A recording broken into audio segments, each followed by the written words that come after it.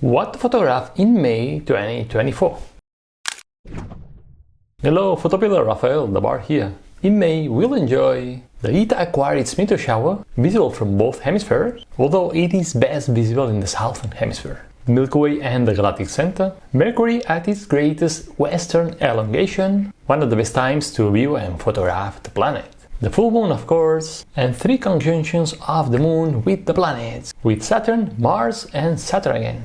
And as always, don't forget the always on for opportunities. I'm talking about the sunrise, sunsets, golden hour, blue hour, star trails. Also, as always, at the end of the video, I'm gonna share with you 3 of the best photos that you guys have submitted to the PhotoPills Awards and that we featured in April. So let your imagination fly, decide what you want to photograph, and go to PhotoPills and plan your shot, your photo, so you can go and capture it. Okay, let's get started. Let's see some of the best photo opportunities that can be photographed, that can be captured in May 2024. Let's go! The Eta Aquariids meteor shower is peaking on the night that goes from May the 5th to May the 6th. And here in Menorca, around 15 meteors per hour are expected at the peak. The moon, with a phase of only 5.7%, will be below the horizon for most of the night. So take advantage of it and shoot as long as you can before the moon rises. The radiant of the meteor shower, the spot in the sky that appear the meteors to originate, is due east. As you see here, this gray line moving on the map as I change the time represents the direction where the radiant of the Eta Aquariids is. Also, if you are at the repeat position and you tap on the night AR, you'll be able to visualize the radiant of the meteor shower. Eta Aquariids, this is the radiant, and you can swipe your finger from right to left to see how the radiant changes its position throughout the night. So if you want to locate the radiant, it's super simple with the night AR views. You can frame the radiant, you can include the radiant in the frame. You want to create, for example, one of these photos where you see all the meteors converging in one spot in the sky, the radiant point, and you could also frame away from the radiant and try to capture longer meteors. So cool! And the Eta Aquariids meteor shower is visible from both hemispheres, but is more powerful in the southern hemisphere. It's a little bit weaker in the northern hemisphere. And if you wish to learn how to plan your meteor shower shots, watch this video.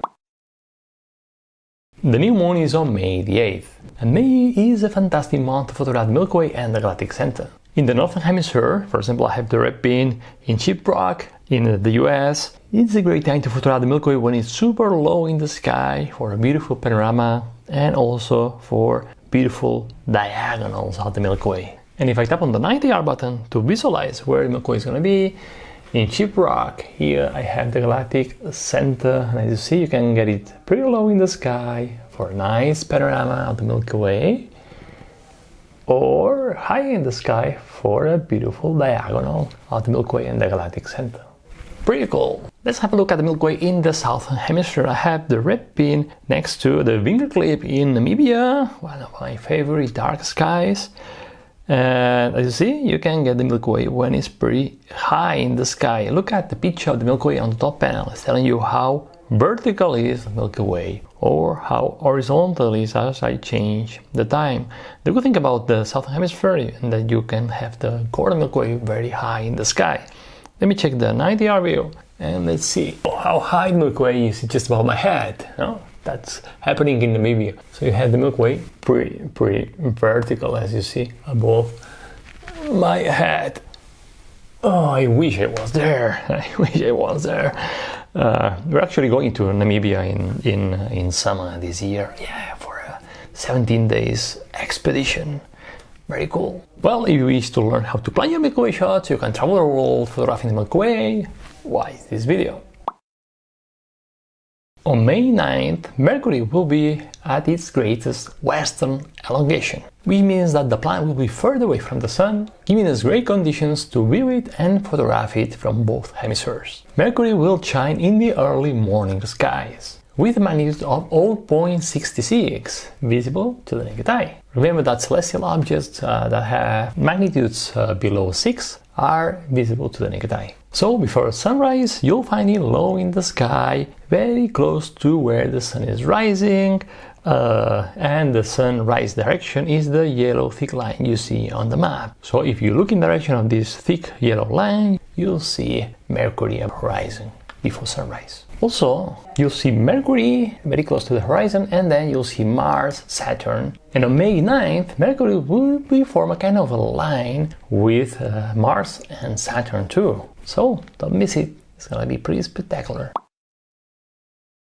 The full moon is on May 23rd. The moon is so much fun, it's such a great compositional element to include in your photos. So, based on the moonrise direction and the moonset direction, plan your shot. For instance, let's have a look at the plan here. If on May 23rd, 2024 at 5:50 am I am at the rapid position in Menorca, I'll be able to see the moon setting above the skyline of Ciutadella, our hometown. It's pretty cool. And the moon will be setting not far away from the cathedral of Ciutadella. Actually, in this photo you can see the skyline of our city, our little town. I just love it. And imagine the moon setting above it and behind Mallorca, our neighbor island. How do you plan your moon shots? Very easy. Watch this video. In May there are 3 moon planet conjunctions. On May 3rd, Saturn will be very close to the moon and the moon phase will be 28%. And Mercury, Mars, Saturn and the moon will form almost a straight line. Very cool. And if you go to Antarctica, you'll be able to experience the occultation of Saturn behind the moon. Amazing.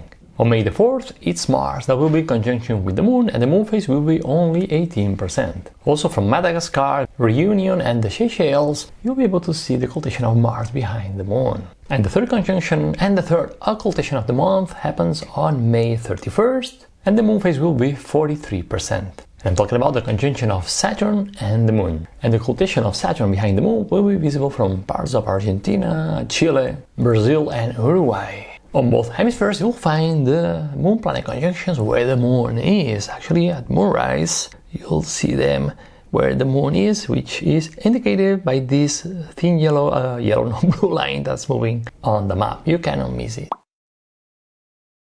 Okay, let's see now 3 of the best photos that you submitted to the PhotoPills Awards and that we featured in April. The first one is a stunning crescent moon aligned with the Statue of Liberty in New York, photo by Beige Dana. The second one is a beautiful aurora dancing over the famous crash plane in Iceland, photo taken by Stefano Pellegrini. And the third one, and the last one, is an image that represents the path of totality of the eclipse, last April 8th total solar eclipse, captured in Prince Edward Island, PA in Canada, during the PhotoPills expedition to photograph the eclipse and the aurora and the Milky Way, photo taken by the great Arthur Childs. Congratulations! Now you should learn how to plan and photograph all the events I've shared in this video. I invite you to download and study well our super detailed astronomical event photography guide. I'm gonna leave a link to the guide in the description of this video and in the first comment below. Download it. And as always, if you like this video, give me a like, subscribe, and I'll see you next Wednesday in another video. And remember that you have the power to imagine, plan, and shoot legendary photos. Bye!